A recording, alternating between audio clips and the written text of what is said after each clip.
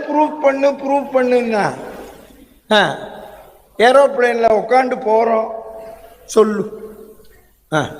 யார் காப்பாற்றுறான் சொல்லுங்க நீங்கள். இந்த ட்ரெயின்லாம் கூட பஸ்ஸுன்னா கூட ஏதாவது ஆனால் பிழைக்கலாம்.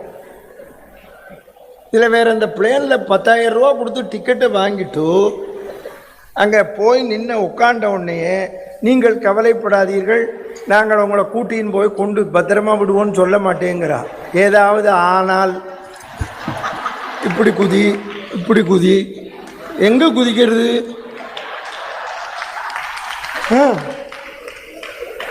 ராத்திரி நான் ஒரு 35 வருஷம் முன்னால் முதல்ல சிங்கப்பூர் போனேன். இந்த மாதிரிலாம் அங்கெல்லாம் போனேன் இங்கே போனேன்னு சொன்னால் தான் மதுரையில் கூப்பிடுவேன். அப்போது ராத்திரி 2 மணிக்கு ஃப்ளைட்டு. நம்ம தான் வெளியிலலாம் சாப்பிட மாட்டோமே. இதெல்லாம் முடிஞ்ச உடனே வண்டியை தள்ளிட்டு வரவளோ நின்ன ரொம்ப ஊர்வசி மாதிரி இருக்கா. தள்ளிட்டு போயிடலாம் போல இருக்கு. அவன் என்னை பார்த்தவன் இப்படி பார்த்தா, எடுத்த உடனே இதைத்தான் கொடுத்தா. என்னை இப்படி பார்த்த உடனே ஆப்பிள் ஜூஸ் ஆரஞ்சு ஜூஸ் எல்லாம் ஒன்றும் வேண்டாம்.